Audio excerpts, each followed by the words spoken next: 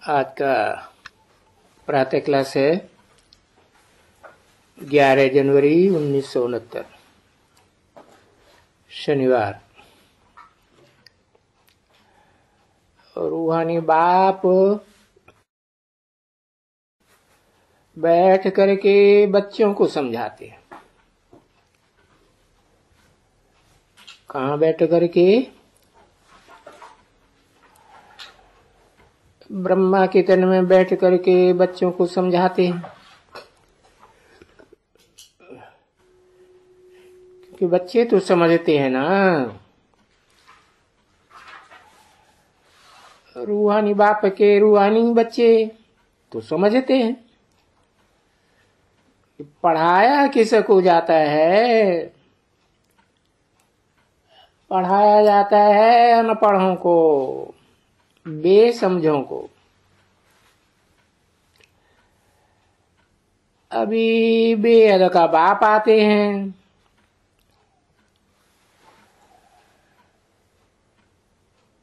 बेहद मनुष्य आत्माओं के बाप के तन में आते हैं मुकर्रर रूप से। पहले तो उसी में आते हैं और रूहों का बाप आते हैं, तो उनको कहा जाता है ऊंचे से ऊंचा भगवंत। क्योंकि साकार सृष्टि में ही ऊंचे और नीचे की बात होती है, और वो ऊंचे से ऊंचा भगवंत किसको पढ़ाता होगा? जरूर ऊंचे से ऊंचे उन बच्चों को भी पढ़ाता होगा जो कलयुग के अंत में आकर के अनेक जन्म लेते लेते इंद्रियों के सुख भोगते भोगते बेसमझ हो गए। ठीक है ना? इसलिए उनके लिए कहा ही जाता है जो अंतिम जन्म में आकर के इतने बेसमझ हो गए कि विनाश काले विपरीत बुद्धि। नंबर बार बेसमझ हो गए, नंबर बार विपरीत बुद्धि हो गए। अब ये विपरीत बुद्धि कैसे हो गई है? देखो, उन शास्त्रकारों ने लिखा हुआ है ना, लिखा हुआ है, परंतु उनका अर्थ नहीं समझा है।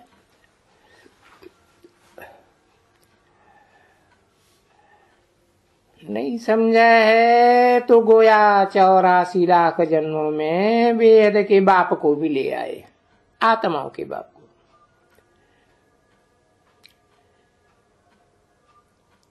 क्योंकि वेद का बाप सर्वव्यापी के हिसाब से उनकी बुद्धि में ये है कि 84 लाख योनियां होती हैं, तो गोया क्योंकि समझाना होता है ना बच्चों को।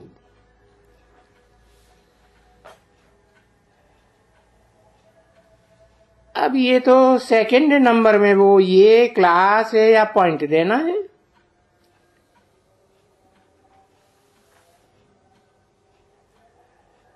बाप ने पहले दिन उसे दिन समझाया, शायद बहुत बच्चों को भूल गया होगा। अभी भी कोई नए बच्चे आते हैं तो उनको हद के बाप और बेहद के बाप का परिचय देना चाहिए।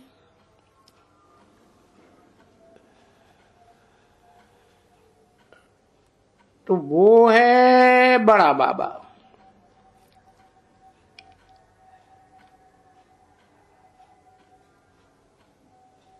और वो है छोटा बाबा।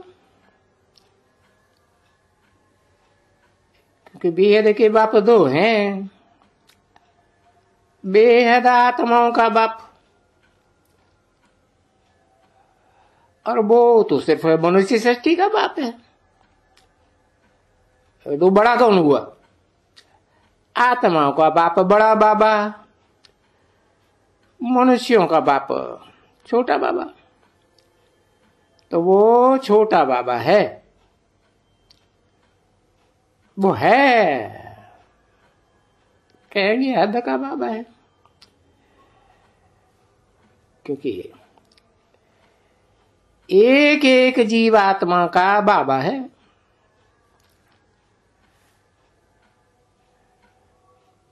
अब उसमें बड़े बाबा में तो जीवात्मा नहीं कहेंगे, नहीं, उसमें सिर्फ आत्माएं कहेंगे। उस बुद्धिमानों की बुद्धि में सिर्फ आत्माओं की बात है। तो बेहद की आत्माओं का बाबा, ये तो समझते हो ना मीठे बच्चों। ये जो बेहद आत्माओं का बाप नॉलेज देते हैं, सो सब एक रस धारण नहीं कर सकते। कोई तो 1% धारण करते हैं, कोई 95% धारण करते हैं, क्योंकि बाप का टाइटल तो देंगे ही नहीं उनको।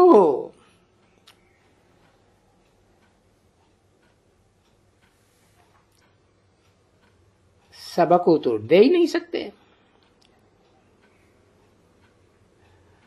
और फिर वो 1% वाले भी जरूर हैं।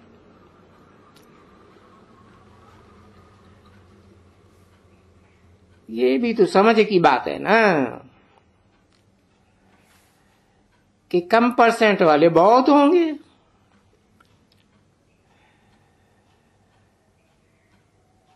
जब सूर्यवंशी घराना होगा तो घराना होगा ना बच्ची।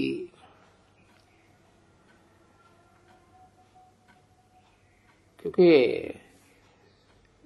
सूर्य तो सबसे परे से परे है।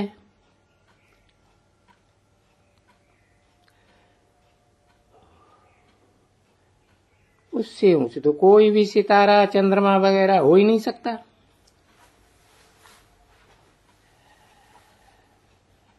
तो उसका जो सूर्यवंशी घराना होगा, जिनमें राजा रानी और प्रजा, ये बुद्धि में तुम बच्चों के आते हैं कि प्रजा वर्ग में किस % वाले, और प्रजा में तो सब प्रकार के मनुष्य होते हैं। बड़े बड़े साहूकारों से लेकर के ये नौकर चाकर ये वो वगैरह वगैरह सब होते हैं। प्रजा माना प्रजा।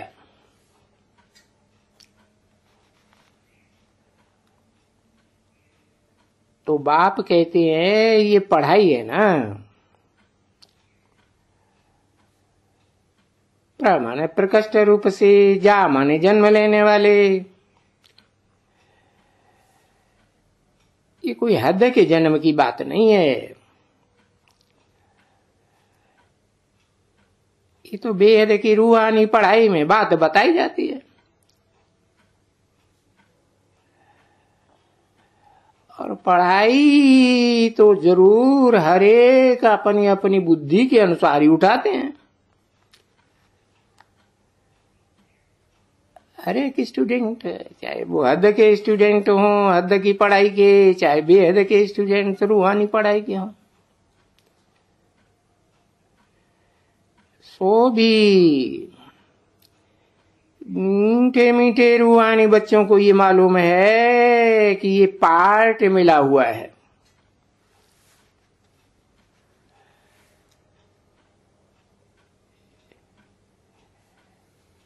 जितना जो पढ़ते हैं, जिन्होंने कल्प कल्प जैसी जैसी जितनी जितनी पढ़ाई धारण की है, उतनी उनको मिलती है। अच्छा, पढ़ाई छिपी तो नहीं रहती है, बिल्कुल नहीं।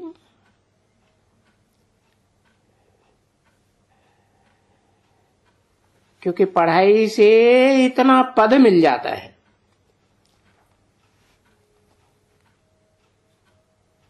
नंबरवार पद, ऊंच पद है, नीचे पद है, मीडियम।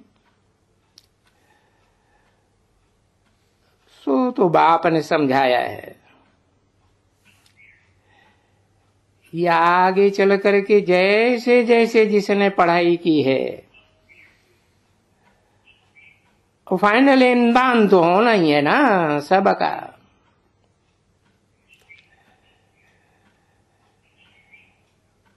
परंतु बीच बीच में क्लास ट्रांसफर होने के लिए बिगर इम्तिहान तो कोई ट्रांसफर हो ही नहीं सकते। और सो भी तुम तो चैतन्य आत्मा हो ना, कोई जड़ शरीर थोड़े ही हो। तुमको तो मालूम होना है कि बरोबर पिछाड़ी में आकर के, बल्कि अभी भी, समझा ना, अभी भी बच्चों को मालूम है कि हम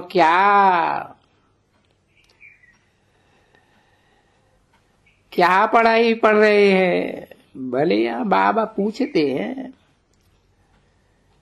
लज्जा के मारे बेचारे सभी हाथ उठाए भी देते हैं। कोई समझते भी हैं कि हम ये कैसे बनेंगे लक्ष्मी नारायण। तो भी दूसरों को देख करके हाथ उठा जरूर देते हैं, है ना। नहीं तो फिर उनको लज्जा आती है कि हम तो इतनी पढ़ाई नहीं पढ़ते। तो अभी ये भी एक अज्ञान के हाथ उठाना बिना समझे,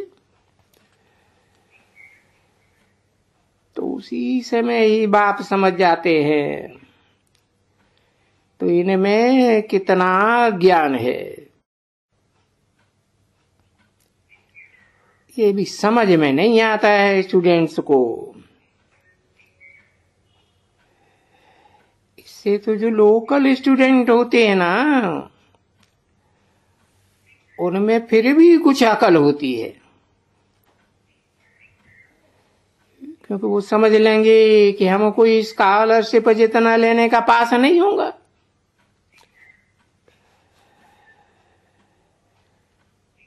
तो फिर उस समय में ये भेंट की जाती है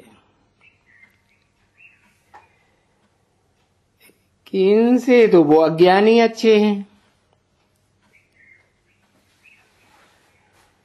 जिनके ये तो बुद्धि में बैठता है कि टीचर जो पढ़ाते हैं हम कहां तक पास होकर के कितनी मार्क्स लेंगे।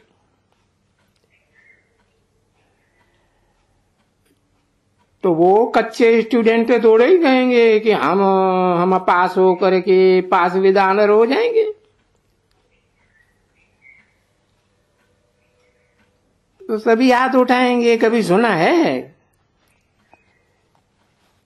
कि पास विद ऑनर हो जाएंगे?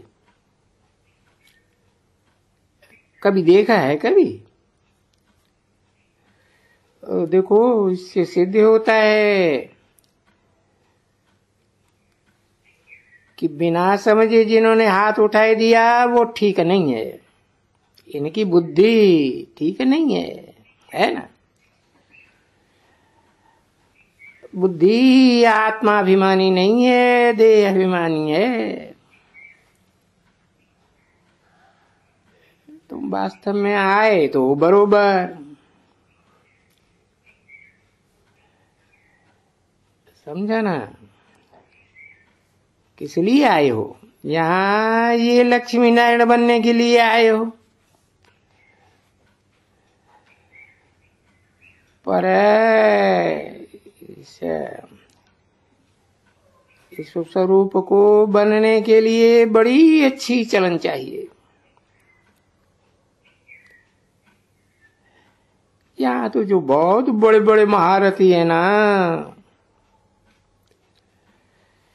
जिनको बड़े बड़े महारथी कहते हैं या वो अपन को समझते हैं, बाबा कहते हैं कि विनाश काले विपरीत बुद्धि होने वाले हैं।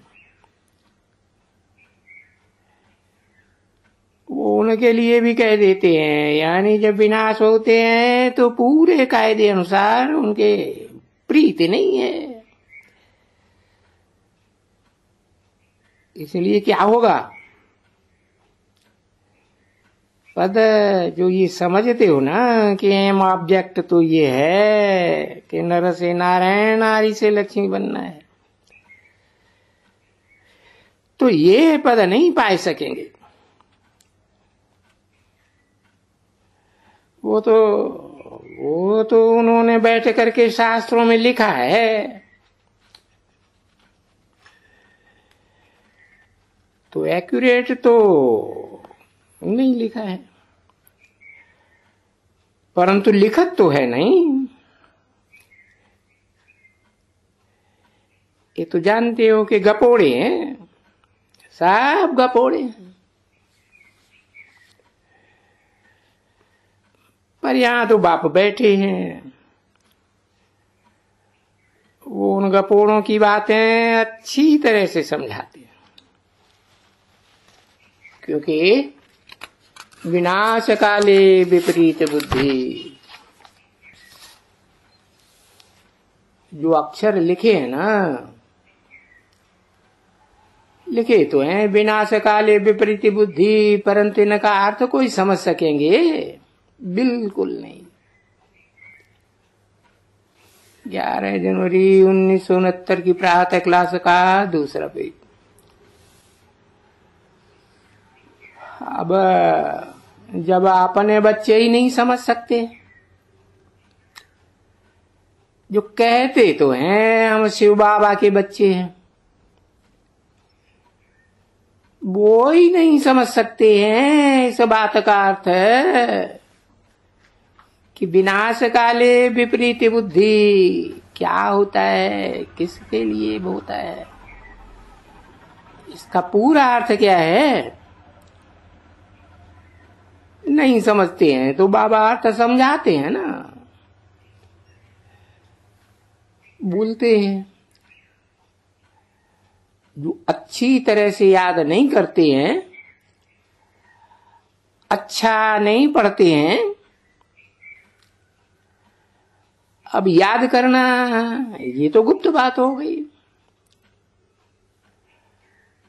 परंतु पढ़ाई तो गुप्त नहीं है ना। पढ़ाई तो पढ़ाना होता है,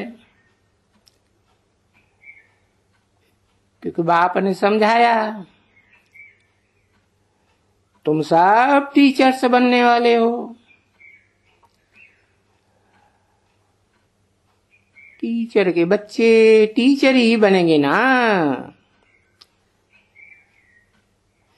जो सनम को बैठ करके पढ़ते हैं, वो तो इतना सब एक जैसा थोड़े ही पढ़ते हैं ना पढ़ाते हैं। तो एक जैसे कद के ये सब नारायण कैसे बनेंगे? देखो, इतनी भी बुद्धि नहीं है। बाबा तो हंसी गुड़ी में बोल भी देते हैं ये बेबीज हैं। अब ये बेबी बुद्धि है तो जो कुछ कहें वो ठीक है, समझे ना। नहीं तो ऐसे बाप को ये बच्चे अरे महीना महीना, 2 महीना, 3 महीना, अरे कभी याद भी नहीं करते हैं।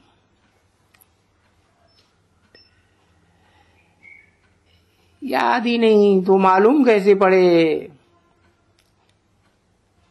मुझे याद करते हैं। तभी पता चलता है जबकि कोई चिट्ठी आवे कि मुझे याद करते हैं,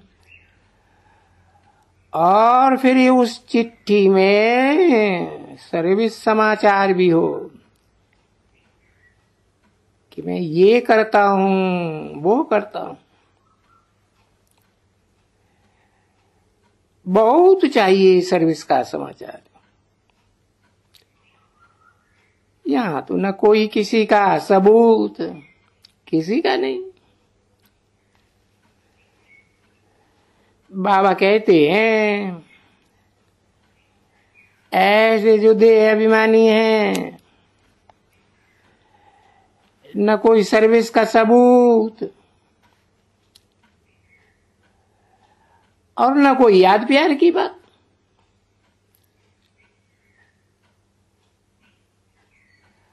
और याद प्यार भी अगर कोई भेज देते हैं, बहुत ऐसे हैं जो कई बेचारे सर्विस का सबूत नहीं दे सकते हैं।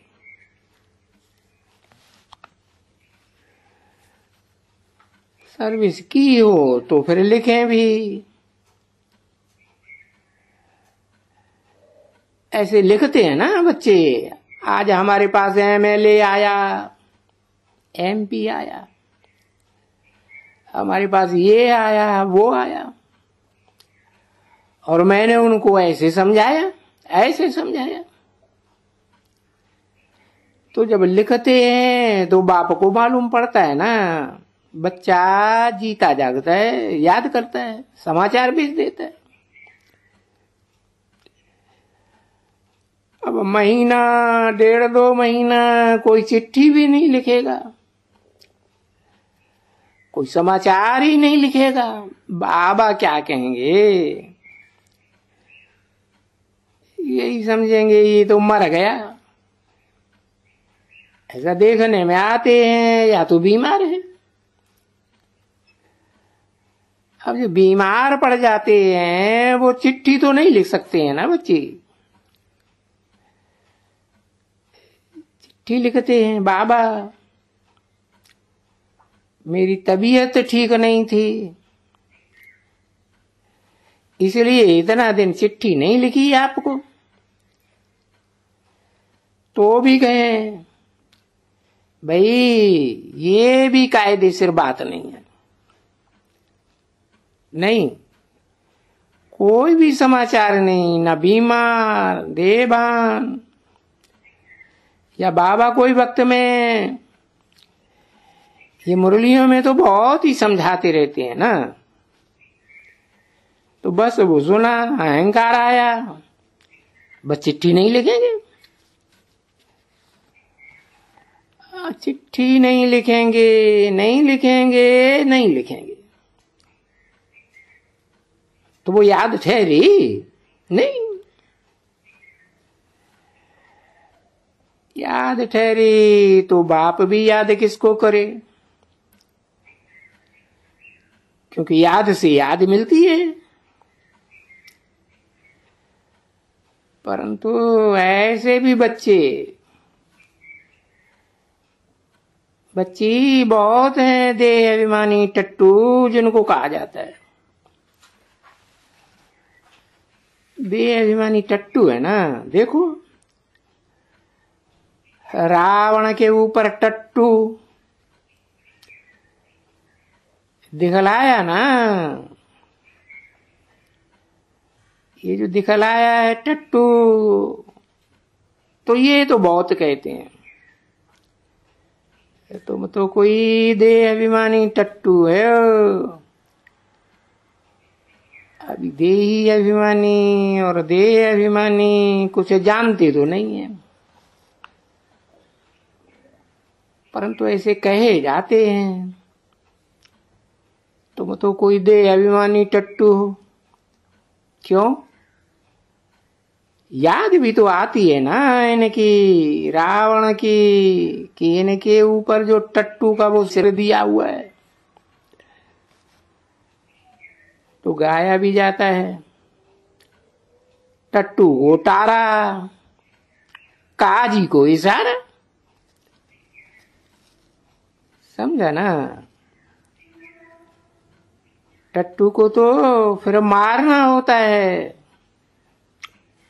और काजी होता है उसको तो इशारा दिया जाता है। तो कोई तो इशारे से भी चलते हैं, और वो जो जानवर होते हैं ना बच्ची,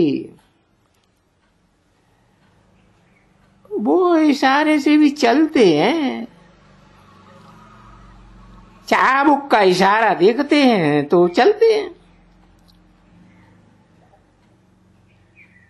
तो ये बातें नहीं दिखलाते हैं बाप।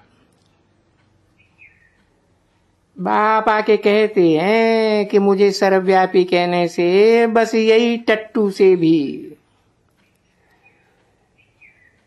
इनसे इन जैसा का क्या कहो, बेवकूफ कहो, गधा कहो, उल्लू कहो, पाजी कहो, जितना जो कहो, जो भी लकब दियो,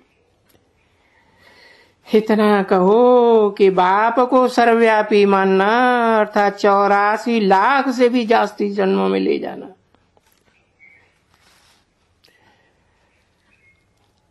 वो तो मनुष्यों को तो कहा जाता है पत्थर बुद्धि, यानी ये है उनकी पत्थर बुद्धि।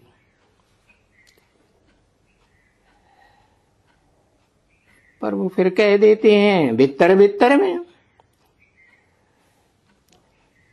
पत्थर भीतर ठिक्कर के अंदर विराजमान है।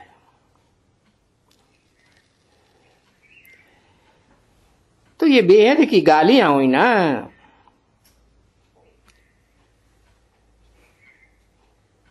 तो इसी के लिए बाप कहते हैं देखो ये मेरी कितनी ग्लानि करते हैं। ओम शांति।